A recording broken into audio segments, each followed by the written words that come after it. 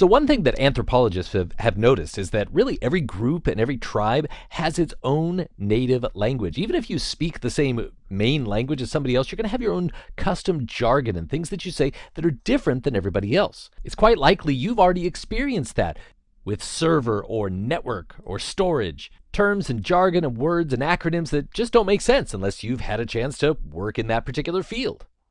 So in this nugget, we're going to learn some of the language of NSX and get our feet firmly planted in the terminology that we use there. Just to make our lives a little bit easier, we'll go ahead and use this diagram that presents the different components relative to the planes of operation in which they occur. So first, let's talk at the data plane about the idea of distributed services. Distributed services mean that the service that normally would be provided by a physical device is going to actually be distributed and run in the kernel of our ESXi hosts.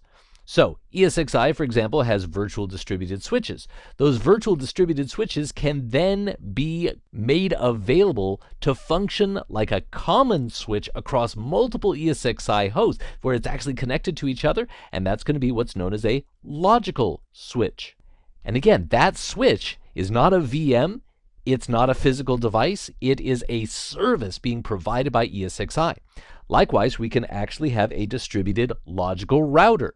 And this one will sometimes actually get the acronym DLR for Distributed Logical Router, which means receiving an IP packet and knowing how to forward that packet according to a routing table is being done in the ESXi kernel. That's not a VM, that is a routing service in all of the ESXi hosts so that any VM that needs to route out of a switch and into a different network can do so without ever having to touch a physical device. And wouldn't you know it, there's also a distributed logical firewall. It's another one of these same services. Guess where it runs? That's right. That's a firewall service that's going to block packets that don't meet the firewall rules right there at the ESXi host level.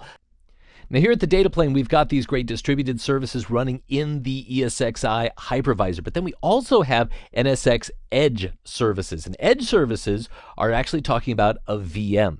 And because it's a specific VM that is running a routing service, that particular VM functions as a great transition point between the physical and the virtual. It's going to be what actually hands off to the physical network many of our packets that we're trying to forward. Also, it's not just any lane brain router. This router can also do load balancing, it can perform firewalling, and it can function as an edge point for VPN services. So most of the time when we think about rolling out our software-defined networking with NSX, we're going to be imagining, creating, and configuring logical switches, logical routers, distributed firewalls, and edge services. But those services, because we work with software-defined networking, have been decoupled from the management and data plane. So we got to know what the management and data plane tools are that are going to coordinate with that. So the top level component to be aware of is the NSX Manager. The NSX Manager is actually a VM, it's a virtual appliance technically, that we will download and install into our vSphere environment, and we're going to connect it to our vCenter server. As an administrator, there's almost no administration done directly with the NSX Manager. Instead, all of the cool operations like creating and configuring our switches and routers and firewalls and edge services is going to be done through the vCenter server through an extension provided by the NSX Manager. Now at the control plane, we've got two core elements. We've got the NSX Logical Router Control VM, which is the control element for our distributed logical routers, our DLRs. So this is the central focal point for communications with BGP or OSPF, where we need to have a single point of contact rather than trying to reach each and every ESXi host individually when they're all functioning like one logical router that's distributed across all those hosts. So this VM is literally a VM installed in vSphere that's going to give us that function. Likewise, we're going to have the NSX control cluster, which is responsible for all of the control plane operations for switches and also provides some other elements of control operations for our logical routers. It is a cluster of 3 VMs.